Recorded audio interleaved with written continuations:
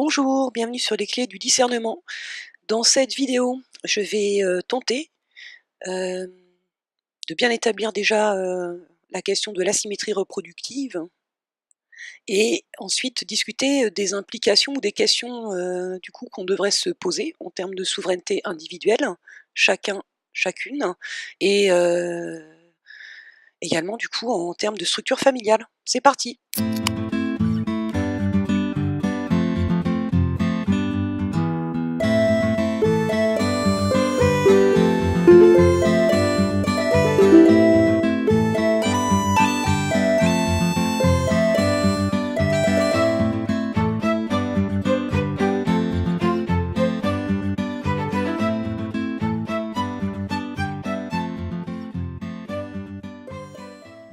Alors avant même de commencer, la partie, biologie cellulaire, hein, parce qu'il va falloir commencer par là, je vais, relever, une, inversion déjà sémantique au niveau du langage. Quand vous commencez à interroger le langage, vous allez vous apercevoir que, il y a beaucoup de choses qui sont quand même, inversées, hein. Alors, reproduction ou procréation? Alors, je pense que vous connaissez, chacun de vous connaît les 2 mots et quand on regarde, les contextes dans lesquels ces 2 mots sont utilisés, hein, on va plutôt trouver le mot reproducteur, lorsqu'il s'agit, de considérer la sphère sociale, hein, d'interaction et utiliser le mot procréation lorsque ça fait intervenir de la technologie. On parle de procréation médicalement assistée et de système reproducteur sexué.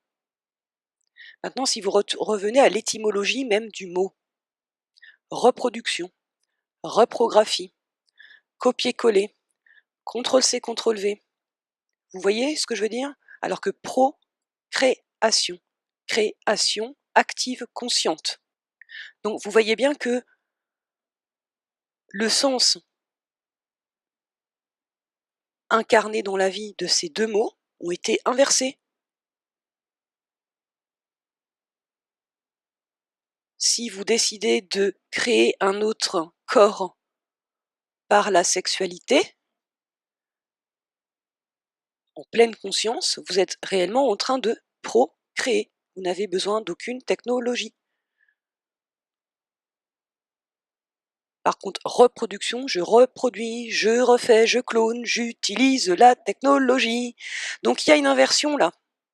Et il faut que vous commenciez à repérer ce genre d'inversions qui sont systématiquement utilisées dans le langage. Principalement évidemment dans les mass médias, au journal télévisé, dans les films. Commencez à regarder ça de près. C'est comme ça que vous travaillez votre discernement et que vous décelez les programmations mentales qui se cachent partout. Bon, là maintenant on va commencer le mini cours de biologie cellulaire. Bon, dans le règne du vivant, il y a en gros les prokaryotes, hein, et les eucaryotes. Nous faisons partie des eucaryotes. Nos cellules sont des cellules eucaryotes. Alors voilà un schéma de ce qu'est une cellule eucaryote. C'est en somme une entité qui est presque déjà autonome, mais vous voyez qu'il y a des filaments qui lui permettent de se connecter à la cellule voisine. Donc la cellule eucaryote, ce qui la distingue d'une cellule prokaryote, c'est que le matériel génétique, les chromosomes sont contenus dans le noyau, et donc entre le noyau et la membrane, hein, il y a ce qu'on appelle le cytoplasme dans lequel se trouve, un certain nombre d'éléments, notamment les mitochondries. C'est là que se trouve de l'ADN mitochondrial, hein, légué uniquement par la mère. Ces mitochondries seraient des espèces de petites batteries énergétiques qui permettent à la cellule de fonctionner. Et il y a aussi les ribosomes qui sont des espèces de têtes de lecture, hein, qui permettent de recopier les brins d'ADN, qui recopient en fait l'ARN messager en ADN. Donc les organismes eucaryotes, c'est-à-dire qui possèdent des cellules de eucaryotes, regroupent 4 grands règnes: les animaux, les plantes, les champignons et les protozoaires. Alors, la cellule, comment se reproduit-elle? Première option, la mitose. Alors la mitose, elle est utilisée, aussi bien, chez les, eucaryotes que les prokaryotes, hein. Ça, n'a pas grand-chose à voir. Les bactéries se reproduisent, également par mitose, hein. Donc pour faire court, mitose égale clonage. La cellule va grâce, donc à son armada de ribosomes, d'ARN messager, recopier les brins d'ADN des chromosomes à l'identique, de manière à posséder, tout le matériel en double pour pouvoir ensuite se diviser en 2 cellules filles identiques, car, possédant exactement le même matériel génétique dans leur noyau. Donc c'est ainsi que se reproduisent toutes les cellules de votre corps. Absolument toutes, sauf les gamètes sexuels. Là, c'est, un autre type de division cellulaire qui intervient et qui s'appelle la méiose.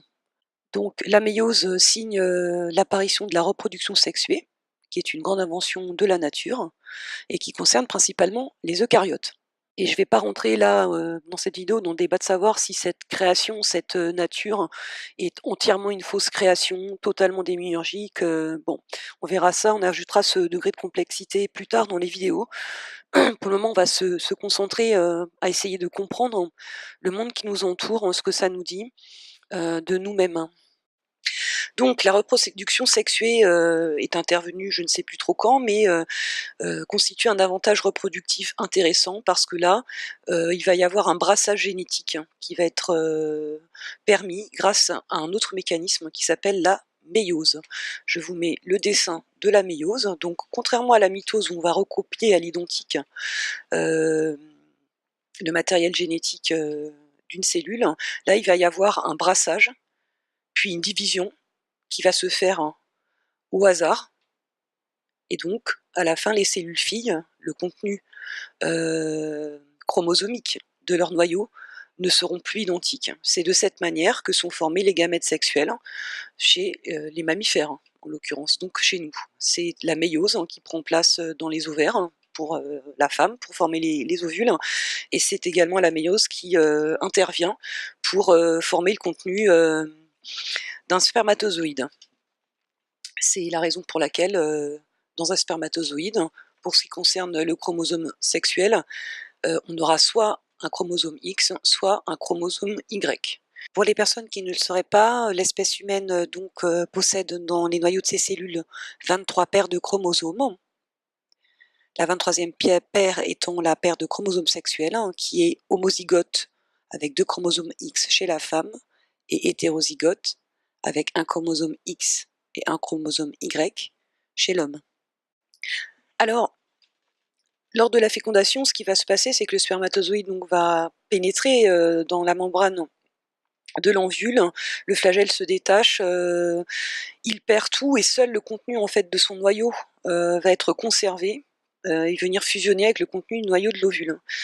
Autrement dit, l'ADN mitochondrial qui va être légué au futur enfant, bébé, est uniquement celui de la mère. Et cet ADN mitochondrial va se retrouver dans absolument toutes les cellules de votre corps. Pour le dire autrement, en termes purement quantitatifs, chacun et chacune d'entre nous possédons plus de matériel génétique issu de notre mère que de notre père. Je rajoute pour les aficionados des statistiques et des performances que ce sont des millions de spermatozoïdes qui engagent ce trajet vers l'ovule et qu'un seul réussira à pénétrer dans l'ovule. Donc de cette sélection-là, nous sommes tous sortis vainqueurs. Du reste, les études sur l'ADN mitochondrial montrent qu'il ne se limite pas à être une espèce de batterie énergétique. Il est impliqué notamment dans des maladies dégénératives, etc. Dans les phénomènes des abductions et autres, je suis en contact régulier direct avec Eve Lorgen. Ce que rapportent les personnes victimes de ces abductions, c'est que les ravisseurs sont particulièrement intéressés par l'ADN mitochondrial. Revenons à notre cours de biologie. Alors, il arrive qu'il y ait des anomalies, qu'il y ait un chromosome sexuel, notamment en trop ou en moins, manquant, lors des mécanismes de la méiose. Je vous mets donc le tableau des anomalies génétiques connues aujourd'hui et répertoriées, avec lesquelles je pense que les élites et leurs acolytes ont beaucoup joué et continuent à beaucoup jouer. Donc regardez bien ce tableau. Donc il y a une ligne où ça marche pas. Il y a une ligne où cette combinaison-là est létale, hein, c'est-à-dire mortelle. La cellule ne pourra pas se développer jusqu'au stade zygote et entamer toutes ces phases de différenciation lors de l'ontogénèse, hein, pour fabriquer un corps complexe. Et c'est le cas où il y a l'absence totale de chromosome X. Cette histoire du chromosome Y, hein, donc les recherches se poursuivent, hein, d'où vient-il, etc. Bon, alors là, il y a un bon article de 2013 avec un titre provocateur, hein. A-t-on vraiment besoin du chromosome Y? Je lis le début, hein. Dans le deuxième paragraphe, hein, si l'on en croit une étude américaine publiée par Science le 21 novembre 2013, la bonne réponse, du moins chez les souris, est la réponse minimale, hein, de mission de gènes. Bon. En gros, on est capable avec des souris de créer des individus capables de se reproduire, hein, sans l'aide du chromosome Y. Par contre, on ne peut jamais se passer du chromosome X. On commence pour le moment encore, hein, dans le ventre de notre mère, hein, donc par une ontogénèse, hein, c'est comme ça que ça s'appelle, une ontogénèse, hein, où il y a à un certain moment une différenciation sexuelle, hein, entre la fille et le garçon. Alors, les derniers travaux menés à ce sujet, dont je vous mettrai les liens, nous expliquent, hein, donc depuis 2009, hein, déjà on sait que finalement l'homme est une femme par défaut et pas le contraire, hein, paru dans Le Point le 12 décembre 2009, je vous mettrai le lien en description. Donc, bon, c'est un petit peu technique, hein, mais vous pourrez aller lire l'article. En gros, ça veut dire qu'au niveau ensuite de la différenciation des organes sexuels, hein, le pénis est un clitoris hypertrophié, hein, et pas l'inverse, c'est pas le clitoris qui est un pénis atrophié, c'est le pénis, hein, qui est un clitoris, hein, hypertrophié. Alors on accélère dans le temps, le bébé il est né, il s'est développé, il est maintenant à l'âge adulte, hein, à la maturité sexuelle. Alors, planche anatomique. Alors voilà la planche anatomique qu'on trouve couramment pour présenter les organes sexuels masculins. Alors c'est le premier résultat que vous trouvez dans la recherche Google, hein, sur les images, hein, c'est la toute première, juste avant celle-là. Bon, mais moi j'utilise pas souvent Google, j'utilise plutôt DuckDuckGo, et là ça a été encore plus difficile parce que celle-ci, là, la première que je vous ai montrée avec le pénis en érection, elle sort quand même en 4e position avec le mot-clé anatomie sexuelle femme. Bon, ça marche pas très bien DuckDuckGo, hein, donc si vous persistez, vous allez trouver 7 planches, hein, en français. C'est la première planche que vous allez trouver pour représenter le système reproducteur féminin. Bon, ça marche pas bien, on repasse sur Google, hein, et là quand même tout de suite, hein, on tombe sur des planches anatomiques complètes, dont celle-ci.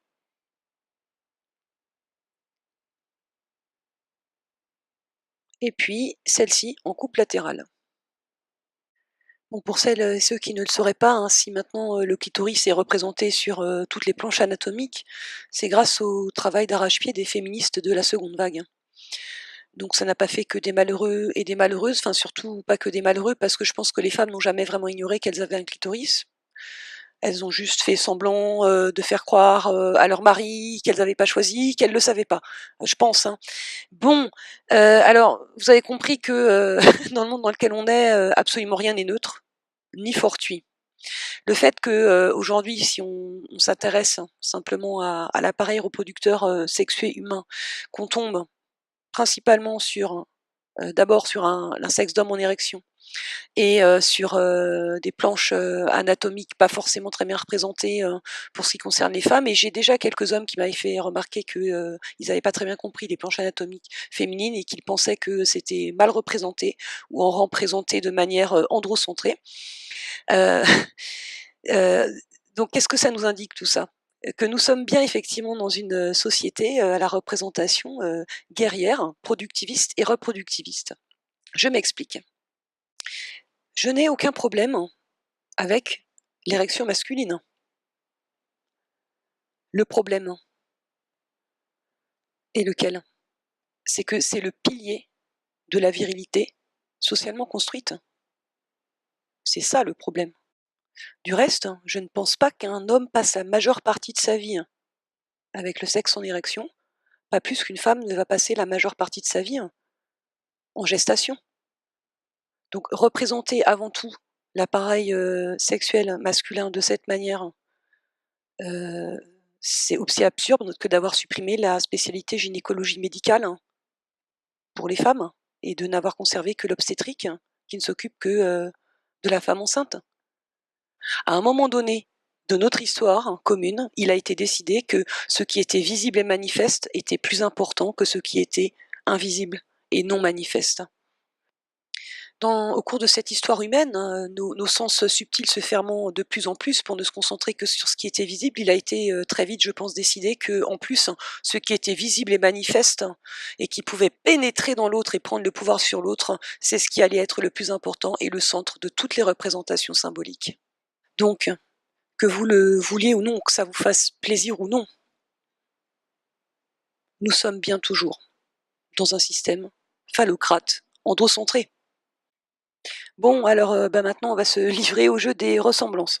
On va mettre les deux planches anatomiques l'une à côté de l'autre et bien les observer. Donc, nous savons que le pénis étant un clitoris hypertrophié, ce que l'homme et la femme ont en commun, c'est un clitoris qui est hypertrophié chez l'homme et qu'on appelle pénis. Ils ont également des gonades qui sont internes chez la femme qui s'appellent des ovaires et qui sont externes chez l'homme qui s'appellent des testicules. Je vous signale quand même que d'ailleurs chez le petit garçon au départ les testicules sont à l'intérieur de l'abdomen et que parfois ils ont du mal à descendre. Qu'ont-ils d'autre en commun? Un anus. Et la femme, elle a quelque chose en plus au milieu, c'est un vagin et un utérus. Donc ça devrait être clair pour tout le monde, hein.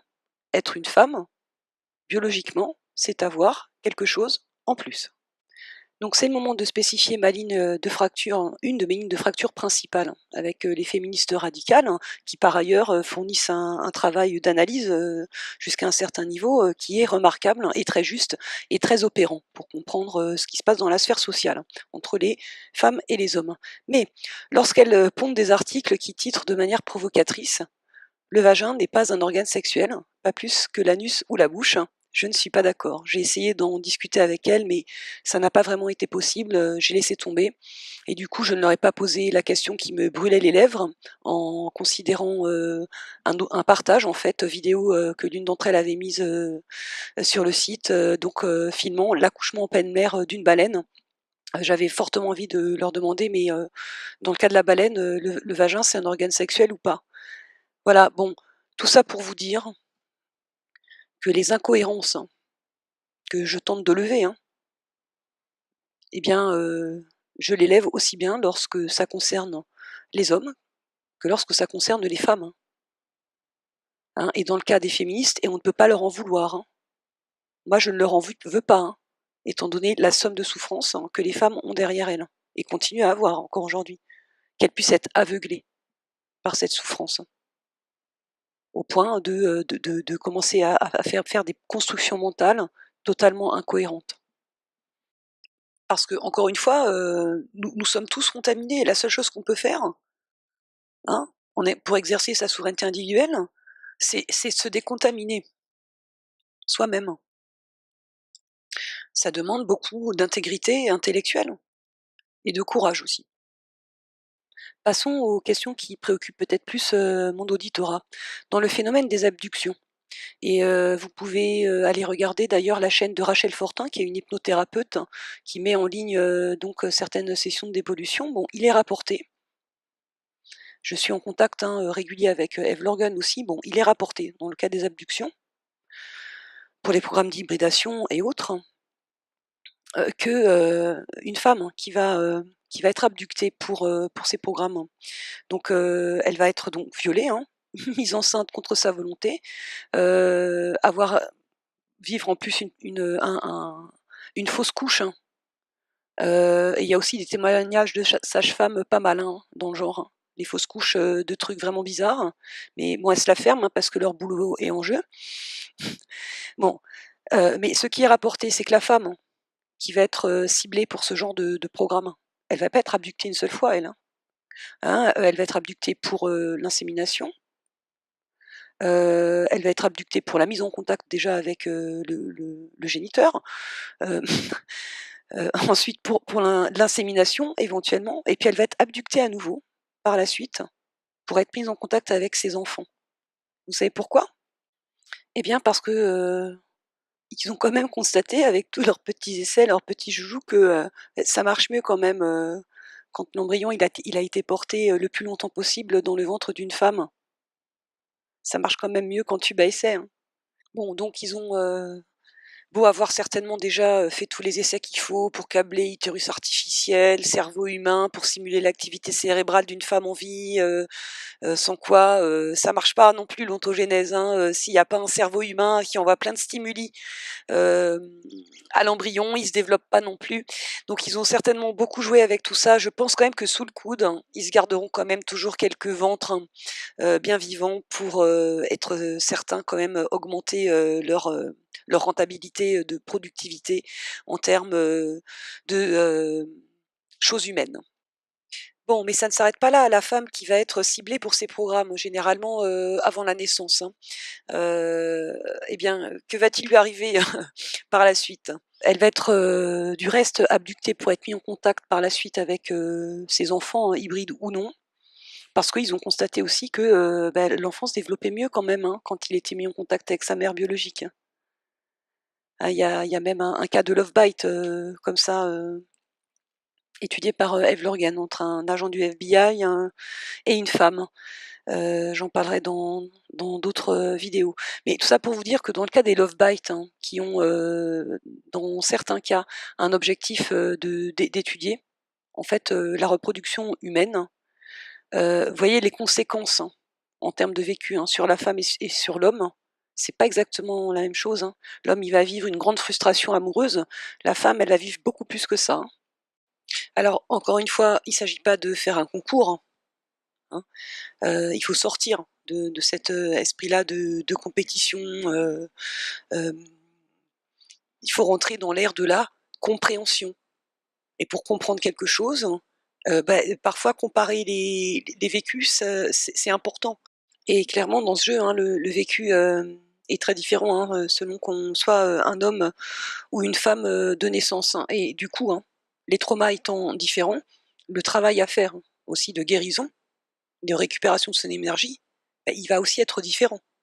Bon alors, on pourrait se dire: «Mais qu'est-ce que c'est que tous ces essais?» Alors surtout quand en plus on s'intéresse, au nouveau sujet de la transvestigation et qu'on commence à prendre conscience que peut-être que la plupart de nos élites, hein, et des gens du showbiz, hein, des stars, tout ça, sont des personnes transgenres, donc c'est-à-dire ces gens-là sont stériles. On est conduit à se dire, que: «Ah bah, dis donc, le meilleur des mondes d'Aldous Huxley, c'était pas le futur, c'était en fait, des technologies, de reproduction, artificielle, hein, qui étaient peut-être déjà en cours depuis très longtemps», en réalité. Bon, ça, je le garde, pour une prochaine, vidéo. Mais bon, qu'est-ce qu'ils cherchent à faire?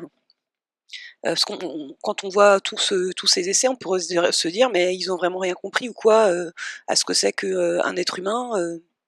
Alors même que, la psychologie qui a déjà maintenant, plus d'un siècle, nous explique très bien, hein, même si Freud a dit plein de conneries, Freud avait raison sur un point, c'est que la psyché s'étaye bel et bien sur la soma, hein. Si vous, mettez un nouveau-né en couveuse et que vous l'alimentez par perfusion, sans aucune stimulation, aucun affect, aucun échange, aucune interaction, il va mourir, hein. Si le corps n'est pas stimulé, la psyché ne se développe pas et le corps dépérit.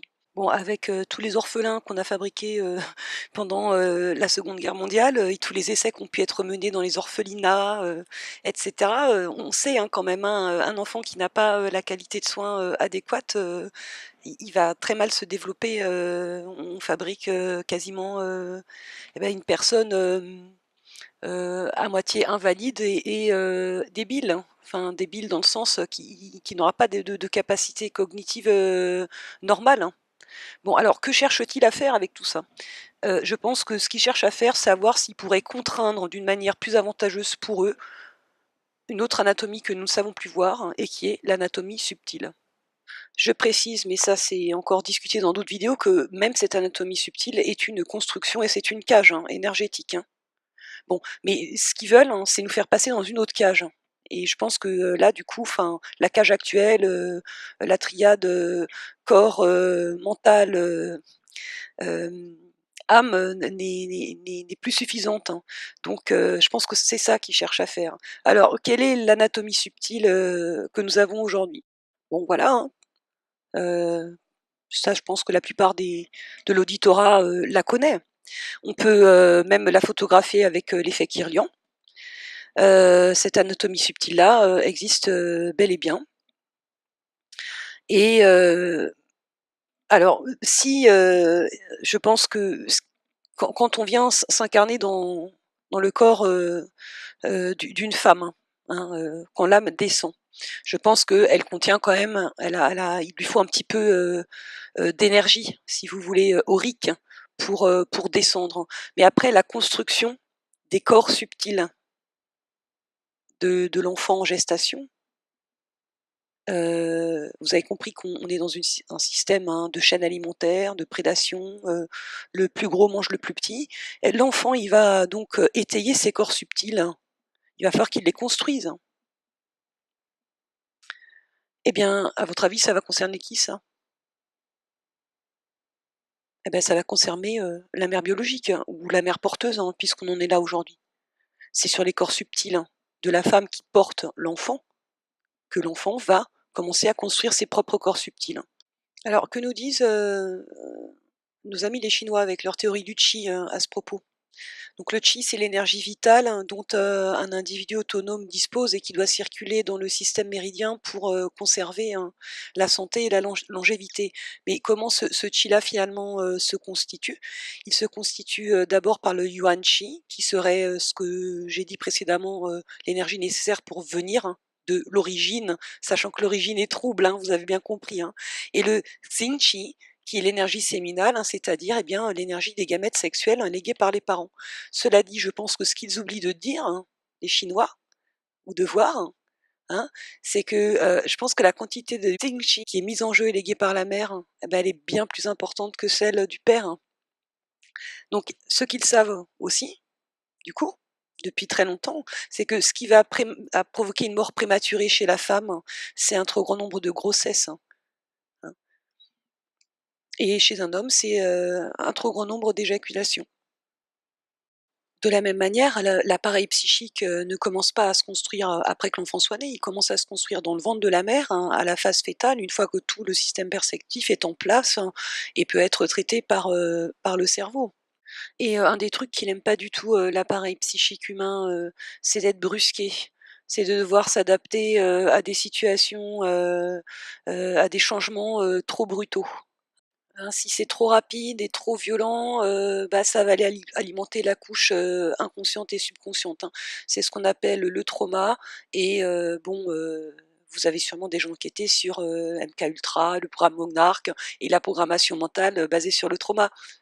Donc voilà, la gestation pour autrui, si on considère, que ce soit, bah, du côté de l'appareil psychique ou du côté des corps subtils, ça va être un peu violent quand même, pour l'enfant à venir, hein. Alors après tout dépend de savoir, pour quelle raison on veut un enfant, hein. Si c'est pour, soi, à quel prix, et cetera. Donc si on fait un rapide tour d'horizon, hein, on s'aperçoit quand même que l'enfant, il prend beaucoup, beaucoup à sa mère, hein, biologique, hein, pour arriver à l'existence, hein. Si la question est de savoir, qui s'investit le plus, hein, sur tous les plans, hein. Physiquement, énergétiquement, socialement, psychiquement, pour qu'un enfant arrive dans ce monde et arrive jusqu'à l'âge adulte. Si on prend en considération le grand dada du 8 mars, hein, tous les ans, qui est que eh bien, la répartition des tâches domestiques et du soin à autrui, ça change toujours pas, ce sont toujours les femmes, hein, majoritairement, qui prennent en charge ce travail. De même que ce sont maintenant aussi les femmes hein, qui éduquent les jeunes générations de 0 à 20 ans dans le système éducatif, avec comme conséquence bien connue bah, la baisse des salaires, la dévalorisation d'un métier dès qu'il se féminise. Je précise qu'un métier qui se féminise, ça veut dire que parmi les professionnels, il y aura une écrasante majorité de femmes, mais même dans ces métiers-là, on constatera toujours que dans la hiérarchie de ces métiers féminins, féminisés, eh bien, en haut des hiérarchies de la pyramide, ce sont toujours des hommes. C'est le cas de l'éducation nationale. C'était le cas il n'y a pas longtemps aussi du corps de métier des sages-femmes hein, qui ont dû se battre parce qu'avant elles étaient obligées, que ce soit un médecin, hein, un homme, qui qui encadrent et représentent leur profession, elles se sont battues pour qu'une femme ait le droit de postuler, hein. Ça veut pas dire qu'elle va avoir le poste, hein, mais bon, ça, elles l'ont obtenu et c'est très récent, hein. 1995, pour être exact. Donc vous voyez bien que si on pose, des questions selon les termes du système, hein, capitaliste, en termes de, quantité, qualité, performance, méritocratie, et tout ce que vous voulez, hein, où qu'on porte le regard, à tous les coups, ce sont les femmes qui portent tout et qui font tout le boulot, pendant que les hommes contrôlent et récupèrent le fruit de ce travail. Elles portent le système patriarcal. C'est elles qui le reconduisent finalement à chaque génération. C'est elles qui contribuent le plus fortement, en tous les cas, à le reconduire à chaque nouvelle génération.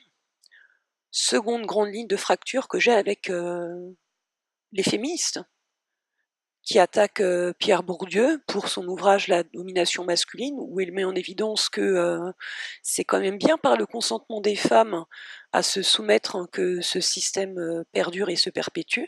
Eh bien, Pierre Bourdieu a raison. Ça fait pas plaisir à l'ego, hein, des femmes, mais encore une fois, la vérité n'est pas là pour nous faire plaisir. Donc, quand on est femme aujourd'hui, oui, on est de fait victime de pas mal de choses vraiment pas sympas, ça c'est clair, mais c'est une demi-vérité. Si on en est à poser la pierre angulaire, hein, de la souveraineté individuelle, hein, bah, on a le devoir de se donner les moyens de sortir de cette identité de victime. Si vous êtes une auditrice, vous avez le devoir de vous poser cette question, de savoir comment je m'y prends quotidiennement pour reconduire un certain nombre de choses. On retombe sur la question du contrôle mental de masse par les stéréotypes de genre qui implantent des programmations comportementales, hein, dont le but, hein, je le rappelle, hein, est de vous extorquer votre consentement à vous soumettre à certains types de comportements, soumission, comportement d'esclave, en vous faisant croire en plus que vous l'avez librement choisi. C'est très pervers, hein, mais il s'agit bien de ça puisqu'ils ne peuvent pas se passer de votre consentement. Donc c'est une technique, si vous voulez, d'inception, en fait.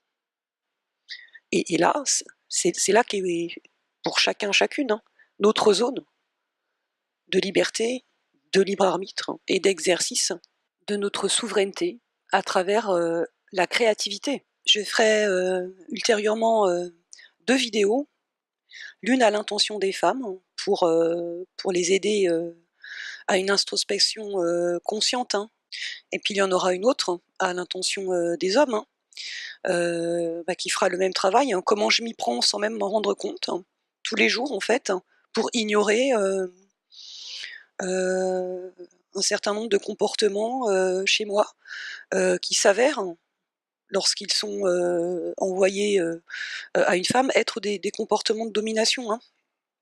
Et ça peut prendre des formes, mais vraiment extrêmement subtiles, hein. Donc ce sera difficile, hein, ces 2 vidéos, hein, pour qui qu'on soit, hein, ou qu'on pense être, ou qu'on prétende être, hein. Mais ce sont juste des supports qui visent à aider chacun, chacune, hein, à se poser les bonnes questions, hein, pour se décontaminer, hein. Parce que mon but, ce n'est pas d'activer une guerre des sexes, j'ai pas besoin de le faire, elle est là, elle existe de fait, hein. Il y a que les gens qui veulent continuer à se mentir à eux-mêmes ou à elles-mêmes, hein, euh, qui veulent, bon, ils sont dans le mythe de l'égalité déjà là, hein, tout est réglé, mais non, rien n'est réglé, hein, entre les hommes et les femmes. Et si ce ne sont pas des hommes et des femmes en plein exercice de leur souveraineté et de leur créativité qui s'y collent pour résoudre le problème, eh bien, on voit très bien comment le problème va être résolu par les élites, hein. Ils peuvent demain aboutir quelque chose en câblant l'utérus artificiel, hein, et programme cerveau humain, il leur faudra toujours au départ pour débuter un ovule, hein. Et il leur faudra bien du coup pour débuter une femme qui les aura produits. Je vous rappelle, si vous ne le savez pas, que à l'inverse des hommes, les femmes naissent avec tous leurs ovocytes déjà formés, hein. Alors c'est pour ça que c'est utile, hein, de regarder toutes les séries de science-fiction, hein. Moi j'aime beaucoup Orphan Black, hein. Battlestar Galactica, dans un autre genre, beaucoup plus désuet, retour aux sources, bon bah là, ce sera, La Servante écarlate. Bon, ou que je regarde, l'avenir à l'horizon, il est un peu sombre, hein, quand même pour les femmes, hein. Ce sera sombre aussi pour les hommes, mais je crois que ce sera quand même un peu plus trash pour les femmes. Donc vous comprenez bien qu'en termes de souveraineté individuelle, c'est aux femmes et aux femmes seules, individuellement, de choisir, d'utiliser ou pas leur pouvoir reproducteur. Aujourd'hui, l'écrasante majorité des femmes ne sont pas souveraines, à ce sujet, puisqu'il y a une emprise totale, des représentations, patriarcales et masculines, sur ce sujet. Hein, quand on discute avec, des femmes d'un certain âge, bon, qui s'en sont pris bien plein la gueule, et qu'on fait des enfants, elles finissent quand même toujours par vous confier, parce que c'est un grand tabou ça, hein, aujourd'hui en société, qu'elles regrettent, hein, d'avoir fait des enfants. Si elles avaient pris conscience de, l'arnaque des jeux de séduction qui sont en fait des jeux de prédation, l'arnaque, du mythe de l'égalité déjà là, l'arnaque de la justice aussi, hein, le jour où vous divorcez, ce que vous allez vous prendre dans la tronche. Et si elles avaient été bien au courant des règles, comme on devrait l'être, hein, si on était dans une société qui visait vraiment à éduquer des gens, pour qu'ils soient souverains, elles auraient pas du tout fait de gosses, elles se seraient pas mariées, hein. Alors, je vous mets là, le dessin qu'on trouve, sur, le site des féministes radicales, hein, qui ont fait un très bon article sur, ce qu'est, la justice patriarcale, en cas de divorce, hein, et je vous invite très fortement à aller le lire, hein, parce que, encore une fois, avec un effort d'intégrité intellectuelle, et ben, quand on connaît deux-trois personnes ou femmes, qui sont passées par là, on se rend compte que, c'est même pas caricatural, c'est la pure réalité. Et quand on a la chance de connaître des hommes, un minimum intègres, ils finissent toujours aussi par vous confier que, ils ont quand même bien remarqué que, parmi leur couple d'amis, quand ça commençait à partir en live, la plupart du temps quand même, c'était quand même le mec qui déconnait grave, hein. Bon alors, je pense que tout le monde sait peut-être là maintenant aujourd'hui que, dans 7 cas sur 10, c'est la femme qui demande le divorce et qui choisit de partir. Alors, moi j'ai déjà eu des hommes qui m'ont sorti cet argument-là, pour me dire qu'en fait, c'était la femme qui était fautive, hein. Alors non, en fait, souvent ce qui se passe, c'est la plus gênée qui s'en va, hein, hein. Pourquoi dans 7 cas sur 10 la femme décide de demander le divorce? Bah, c'est parce qu'elle s'aperçoit qu'elle est maltraitée et qu'elle l'a été depuis très longtemps. Alors, quand on essaye même d'évoquer, hein, de toute façon cette réalité sociale extrêmement violente, hein, à l'égard, des femmes et des enfants, on est confronté à du prêt-à-penser démiurgique slash patriarcal parce que ce sont des synonymes, hein, vous finirez par le comprendre, hein, de un certain, ce que j'appelle les niveaux de discours, hein, c'est toujours les mêmes phrases, c'est du copier-coller, hein. En fait, quand on entend des phrases copier-coller, il faut commencer à se poser des questions, hein. Alors, pour toutes celles et ceux qui pensent que, «Ouais, mais non, ça se passe pas toujours comme ça, parfois il y a des couples qui se séparent, en bons termes, et puis, parfois c'est la nana qui se casse, en abandonnant, mari et enfants». Alors premièrement, il y a un double standard parce que, un homme qui fait ça, ben, c'est normal. Une femme, qui fait la même chose, hein, quelles que soient ses raisons parce qu'elle a le droit d'en avoir, elle est déchue de son statut de femme, aussi bien vis-à-vis des hommes que des femmes. Deuxièmement, ces 2 cas de figure, la femme qui se casse, ou le cas où un couple se sépare, intelligemment, sont des cas extrêmement marginaux et ne constituent pas, un fait social en tant que tel. Un fait social, hein, c'est ce qui se passe la plupart du temps pour la plupart des gens. Alors qu'est-ce qui se passe la plupart du temps? Il y a un truc, hein, en fait, au milieu là, qui centralise tout en fait, le processus, hein, interactionnel qui va se dérouler quand, un couple avec enfant se sépare. Et bah, le truc au milieu, c'est l'enfant. Alors l'enfant, le système s'arrange pour faire semblant de respecter sa souveraineté en lui demandant son avis, chez lequel des 2 parents il préfère être. Alors très, très souvent, il choisit la mère quand même, hein, je vous signale. Mais en fait, qu'est-ce qui se passe là? Hein, on utilise le libre arbitre de l'enfant pour violer la souveraineté individuelle de la mère. Cette, obligation de la garde alternée qui va contraindre une femme qui, dans 7 cas sur 10, hein, c'est elle qui a pris la décision, hein, d'en finir avec, ce couple, hein, qui va la contraindre à habiter proche de son ancien conjoint. à cause de parce que faut bien partager l'enfant, quoi. Donc dans cette histoire, l'enfant, n'est plus en fait vraiment un être, c'est un objet, ça devient un objet transactionnel, hein, qui à travers lequel, bah, tout ce que les parents dans leur relation, n'ont pas réglé entre eux, ils vont, utiliser cet enfant, pour se faire payer quoi, tout ce que, ils n'ont pas pu s'apporter, dans leur relation. Enfin, très souvent, c'est le père qui joue à ce jeu, là parce que, il devient assez vite un mauvais père une fois que la femme est partie, parce qu'il est tellement occupé à se trouver une nouvelle, compagne, hein.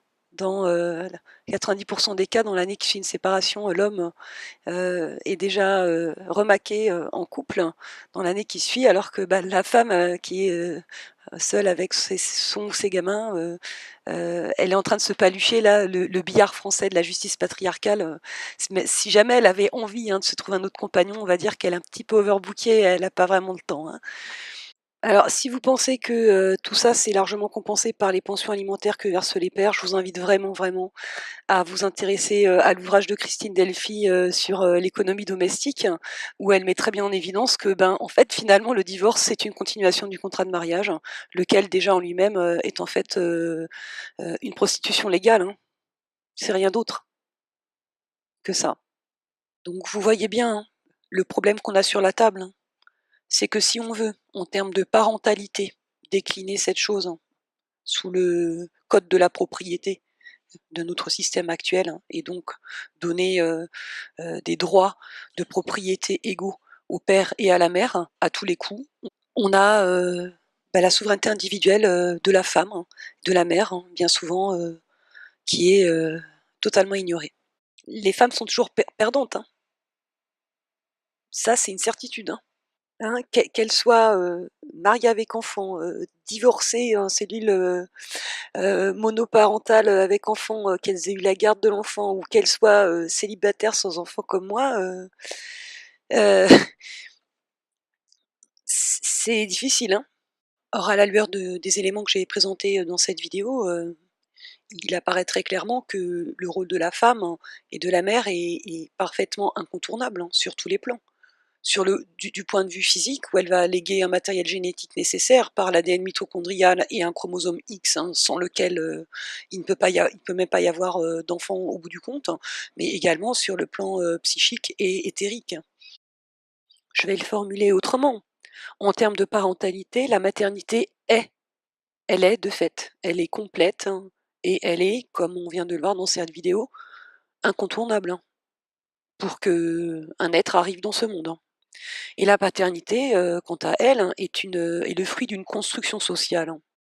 Donc c'est bien bel et bien là, hein, messieurs, que vous pouvez, pleinement exercer votre, créativité, pour peu que vous soyez dépollués du virus, démiurgique patriarcal, et que vous arrêtiez, pour vous débarrasser du problème, de prendre des références comme Henri Makoff ou Alain Soral, hein. Ce sont 2 cas que j'étudie, dans une autre vidéo, hein, heu, dans le piège des faux chercheurs de vérité.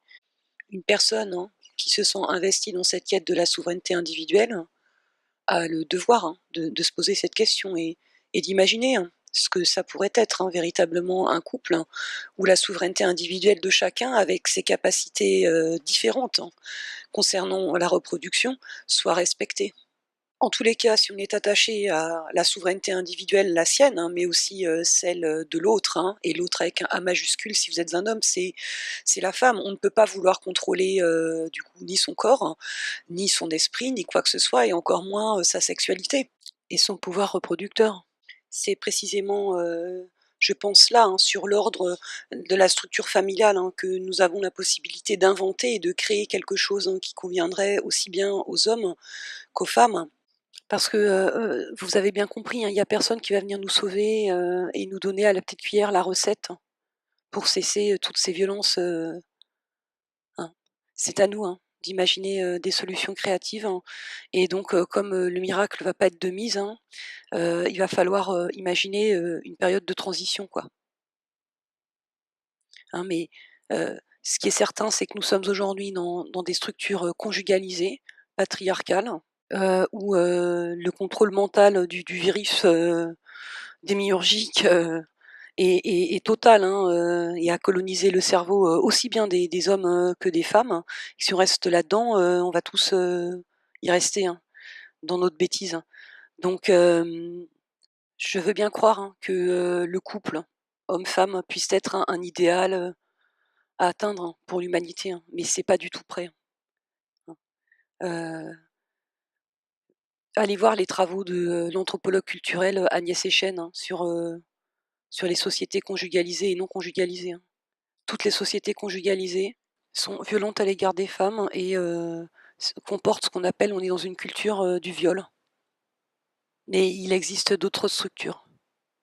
Mais je dis pas que les rares qui ont existé sont idéales, hein. Je pense qu'il faut les adapter, hein, aussi, hein. Alors, je ne vous cache pas que j'ai pleinement conscience que c'est beaucoup plus difficile pour les hommes que pour les femmes de faire ces prises de conscience et d'imaginer ce que ça pourrait être.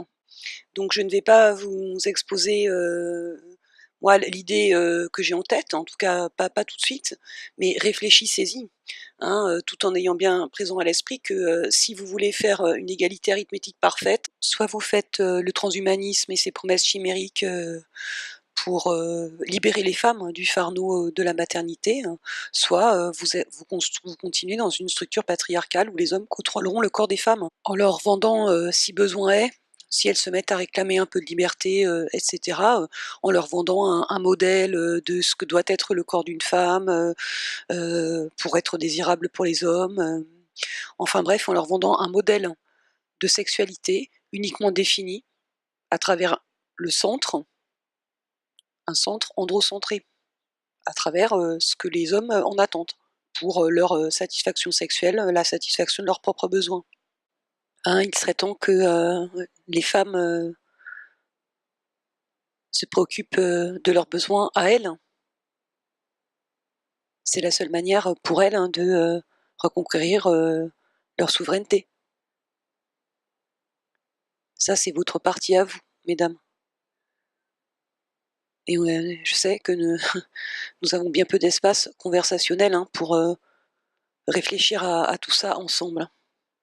Voilà, donc je vous laisse réfléchir à tout ça, pour vous-même, et je vous dis à bientôt pour une prochaine vidéo.